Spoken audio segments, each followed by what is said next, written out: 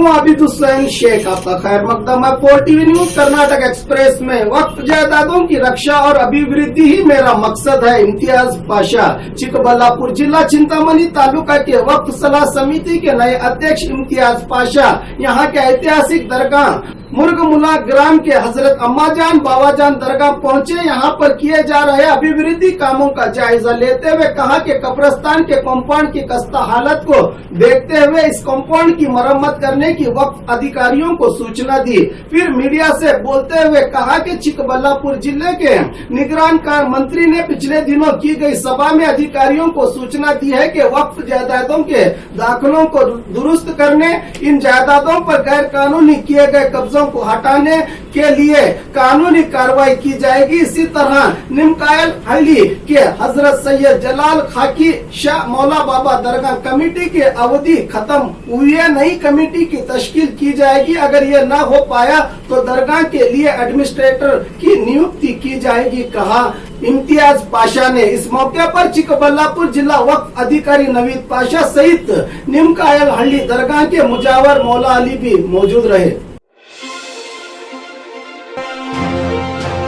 CM से मिले पूर्व सीएम। गठबंधन सरकार के पतन के बाद आज पहली बार जेडीएस वरिष्ठ और पूर्व सीएम कुमारस्वामी सीएम येडियुरप्पा से मिले। इस पर पूछे गए सवालों का जवाब देते हुए कुमारस्वामी ने मीडिया को बताया कि बारिश के कारण वैसे तो राज्य के कई ज्यादातर भागों में काफी नुकसान हुआ है, मगर दासरहल्ली इलाके में कुछ ज्यादा ही नुकसान हुआ है। मेरे अधिकार अवधि में इस क्षेत्र के लिए मैंने अनुदान दिया था जो अब तक रिलीज नहीं हुआ। इसी सिलसिले में सीएम से बात की है, कहा सीएम ने।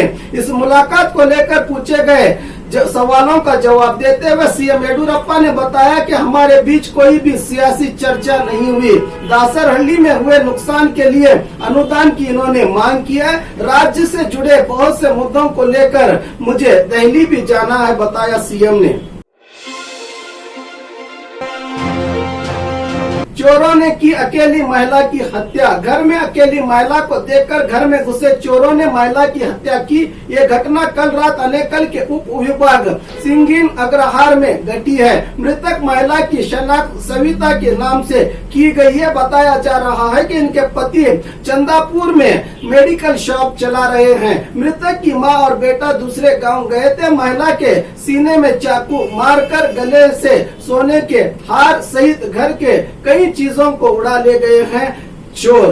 हेब्बागुड़ी पुलिस थाने में मामला हुआ है दर्ज। बाप ने ही किया 8 महीने के बच्चे का कत्ल। एक पापी बाप ने अपने 8 महीने के बच्चे को पानी में डुबोकर कत्ल करने की घटना चिकबल्लापुर जिला कडूर नगर के दोड्डापेटे इलाके में घटी है। अभी कत्ल के कारणों का पता नहीं चल सका। वकील बाप उमा शंकर ने यह घिनौनी हरकत की है, जिसके कारण कडूर पुलिस ने आरोपी उमा शंकर को हिरासत में लिया। प्रशांत सांबरगी के खिलाफ जमीर अहमद की पुलिस में शिकायत। कांग्रेस विधायक जमीर अहमद खान के खिलाफ बयान देने वाले सोशल वर्कर प्रशांत सांबरगी पर अब पुलिस ने जमीर अहमद की शिकायत पर चामराजपेट पुलिस ने एफआईआर दर्ज किया है। ड्रग्स का मामला सामने आते ही सांबरगी ने जमीर अहमद खान का नाम लिया था। कहा था कि सीसीबी पुलिस की कैद में मौजूद एक्ट्रेस संजना के साथ जमीर श्रीलंका गए थे और कई ड्रग्स आरोपियों के साथ जमीर अहमद के संबंध है। मामले की तफ्तीश की जा रही है, बताया पश्चिम विभाग डीसीपी संजीव कुमार ने। इधर जमीर खान ने चैलेंज किया है कि अगर मैं संजना के साथ श्रीलंका जाने की बात साबित हुई तो मैं मेरी पूरी जायदाद सरकार को दे दूंगा। एयर टिकट्स, होटल की रसीद, मेरा पासपोर्ट वगैरह की जांच करे पुलिस, कहा जमीर अहमद खान ने। ड्रग्स मुक्त कर्नाटक के लिए आग्रह। ड्रग्स माफिया में कोई भी प्रभावी व्यक्ति शामिल हो तो उसको छोड़ा न जाए। कड़ी से कड़ी कानूनी कार्रवाई करके कर्नाटक को ड्रग्स मुक्त राज्य करने का आग्रह करते हुए बल्लारी में बीजेपी युवा मोर्चा के पदाधिकारियों ने जिला अधिकारी और जिला एसपी को मनवी पत्र सौंपा। बीजेपी युवा मोर्चा के अध्यक्ष आर सोमशेखर ने बताया कि अब तक गृह विभाग और पुलिस अच्छा काम कर रही है, आगे भी तफ्तीश में तेजी लाकर आरोपियों को दबोचने के लिए हमने निवेदन पत्र सौंपा है, बताया अध्यक्ष ने। कुमार स्वामी को समझना बड़ा मुश्किल है, सलीम अहमद। आज मंडिया में मीडिया से बात करते हुए केपीसीसी के कार्य अध्यक्ष सलीम अहमद ने कहा कि कुमार स्वामी को समझना बड़ा मुश्किल काम है। कभी कहते हैं कि बीजेपी ने ही ड्रग्स माफिया की मदद से गठबंधन सरकार गिराई, दूसरी तरफ बीजेपी वालों से मिलने भी जाते हैं। ये कब क्या करेंगे पता नहीं चलता, इनको समझना मुश्किल ही नहीं नामुमकिन है। सीएम के साथ इनकी क्या चर्चा हुई, इसको राज रखा गया है। डीजी हल्दी घटना, अब ड्रग्स मामला, इन मुद्दों पर सरकार पूरी तरह नाकाम हुई है। ड्रग्स मामले में काफी दबाव है, मंत्री भी कह रहे हैं। किसका दबाव है, इसका खुलासा होना चाहिए, बताया सलीम अहमद ने।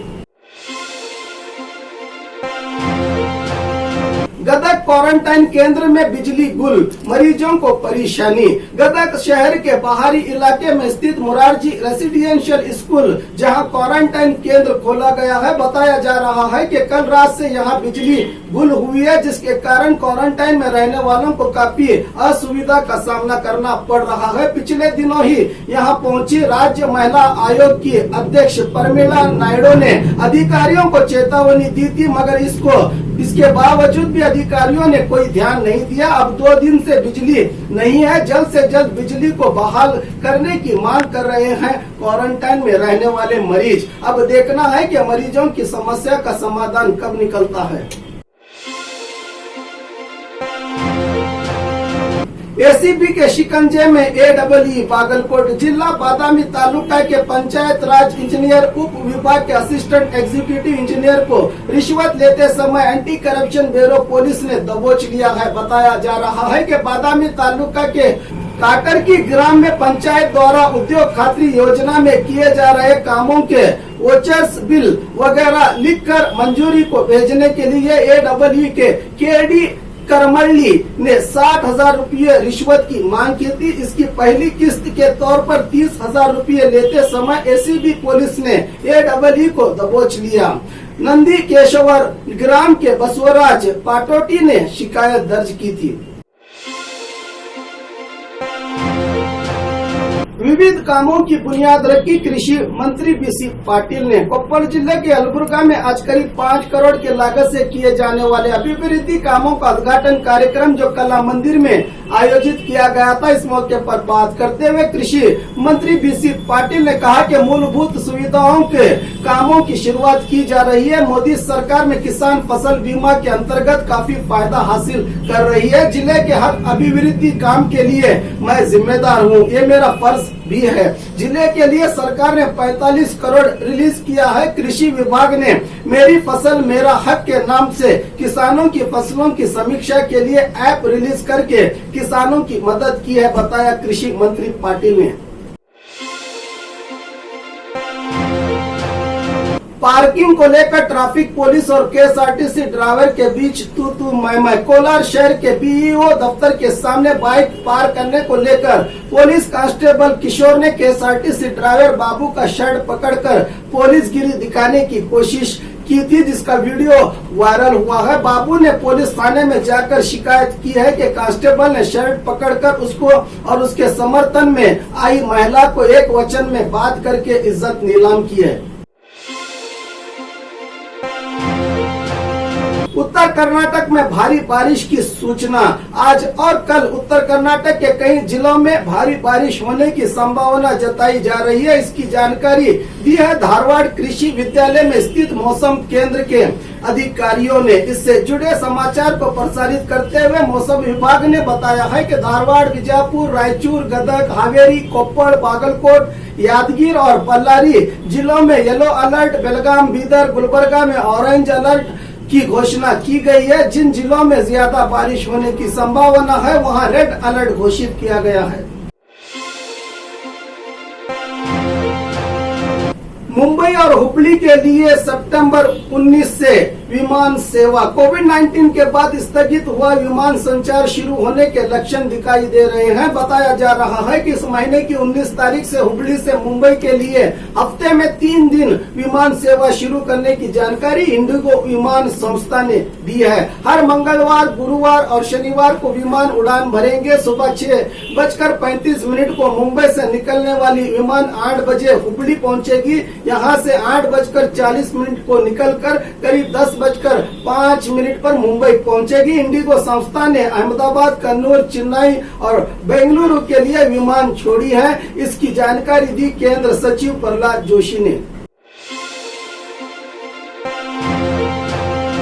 मंदिर में दान पेटी चुराकर चोरों ने किया 3 पुजारियों का कत्ल। मंडिया शहर के बाहरी इलाके में स्थित अर्केश्वर देवस्थान में चोरी करने आए चोरों ने देवस्थान के 3 पुजारियों का कल रात कत्ल किया है। पुजारी 55 साला गणेश, 58 साला प्रकाश और 50 साला पुजारी आनंद का चोरों ने कत्ल किया है। पिछले 8 महीनों से यहाँ की दान पेटियों को खोला नहीं गया था। दुष्कर्मी इन लोगों का कत्ल करके भगवान को अर्पित किए गए दान की पेटियों सहित सोने और चांदी के गहने उड़ा ले गए हैं। हिरूर पुलिस थाना में मामला दर्ज करके तफ्तीश जारी है।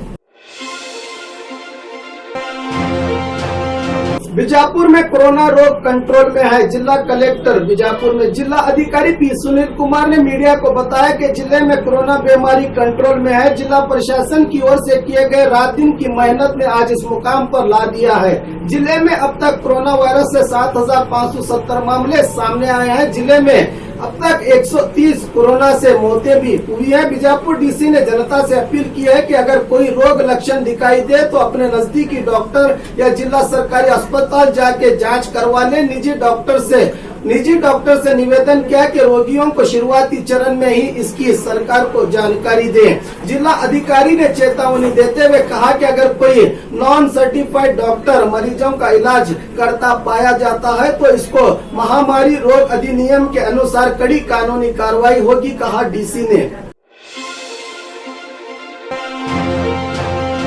पुलिस का सफल ऑपरेशन, 22 किलो गांजा जब्त। कोलार के डीसीआईबी इंस्पेक्टर गोवर्धन के नेतृत्व में जिला भर में छापामारी करके पुलिस ने 22 किलो गांजा जब्त किया है। इस मामले में आरोपी सैफुल्ला और एक बाइक जब्त की गई है। बताया जा रहा है कि आरोपी कोलार जिला श्रीनिवासपुर तालुका के वड्रगेरनहल्ली गांव का निवासी बताया जा रहा है। आरोपी आंध्रा से गांजा बरामद करके कोलार भर में बेचने का काम करता था। पुलिस ने मामला दर्ज करके आगे कार्रवाई में जुटी है।